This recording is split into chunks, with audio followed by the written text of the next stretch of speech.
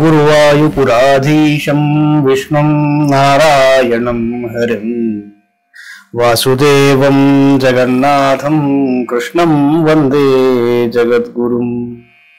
నారాయణీయంలోని 53వ దశకంలో ఉన్నాం. ధేనుకాసుర వధ. అతీత్య బాల్యం జగతాం పతే,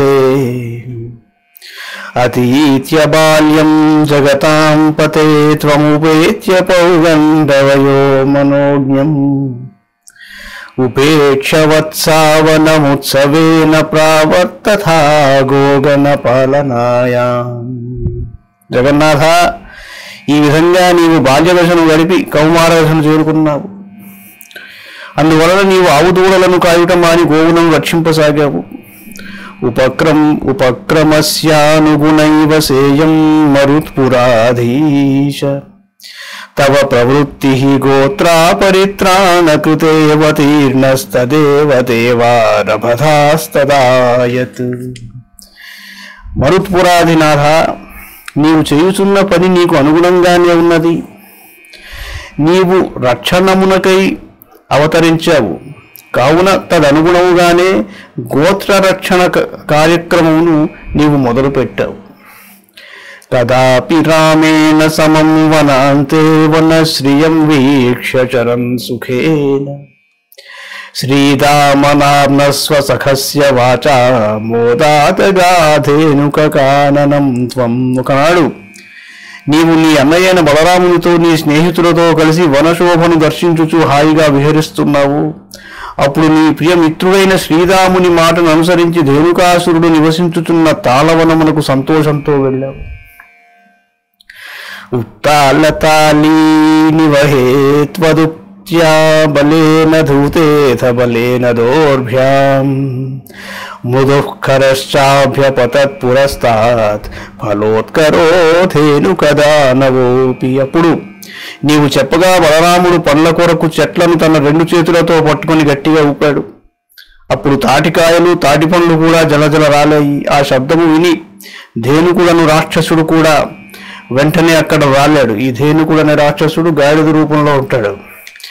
సముద్యతో ధైనుక పాలనేహం కథం వధం ధైనుక మధ్య కుర్వే ఇటీవ మత్వాధువమగ్రజేన సురౌఘయోద్ధారమజీఘనస్త్వం. ధేనువులను రక్షించుటకు కంకణము కట్టుకున్న నేను ఈ ధేనుకుని ఎట్టు చంపగనని భావించి దేవతలతో యుద్ధము చేయు ధేనుకాసురుని అన్నయ్యన బలరాముని ద్వారా చంపించావు. తదీయ భృత్యానపి జంబుకత్వేనోపాగతానగ్రజ సంయుతస్త్వం జంబూఫలానీవ తదా నిరాస్థస్థాలేషు ఖేలం భగవన్ నిరాస్థ. లీలామయ, తమ యొక్క అధిపతి అయిన ధేనుకాసురుడు చంపబడినందువలన అతని అనుచరులైన రాక్షసులు జంబూకముల రూపంలో మీ మీద పడ్డారు, నక్కల రూపాల్లో. అప్పుడు నీవు నీ అన్నయ్యైన బలరాముడు జంబూఫలములను వలె ఆ జంబుక రూపములలోనున్న రాక్షసులను తాటి చెట్లకు విసిరికొట్టుచు అందరినీ అవలీలగా సంహరించారు. వినిఘ్నతి త్వయ్యథ జంబుకౌఘం సనామకత్వాద్వరుణస్తదానీం భయాకులో జంబుక నామధేయం శృతి ప్రసిద్ధం వ్యధితేతి మన్యే. శృతి ప్రసిద్ధం వ్యధితేతి మన్యే. వరుణుడు వేదముల యందు జంబుక నామధేయుడుగా ప్రసిద్ధుడు. అంచేత నీవు జంబుకముల రూపమున ఉన్న రాక్షసులను సంహరించుచుండుట చూచి జంబుక అను పేరు కల వరుణులకు కూడా భయం కలిగిందిట. ఆ భయం చేతనే తన యొక్క జంబుక నామధేయమును అతడు వేదముల యందు మాత్రమే ప్రసిద్ధం చేసుకున్నాడు అని నేను అనుకుంటున్నానంటాడు కవి. తవావతారస్య ఫలం మురారే సంజాత మధ్యేతి సురైర్నుతస్త్వం సత్యం ఫలం జాతమిహేతిహాసీ బాలైః సమం తాళ ఫలాన్యభుంతాః.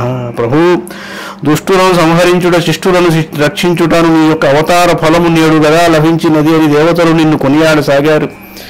నీవు కూడా నిజమే, ఫలము ఇక్కడే లభించింది అని నవ్వుచూ మాట్లాడుచు నీ స్నేహితులతో గూడి తాటి పనులను భుజించావు.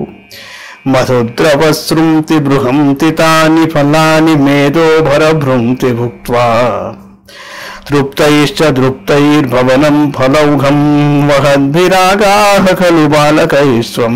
మంచి గుజ్జు కలిగి మిక్కిలి తీయని రసమును సవించుచున్న ఆ తాటి పండ్లను తీసుకుని నీవు నీ స్నేహితులను తనివిదీరా ఆరగించి ఎంతయూ సంతోషించాడు. ఇంకనూ కొన్ని పండ్లను తీసుకుని ఇంటికి చేరారు.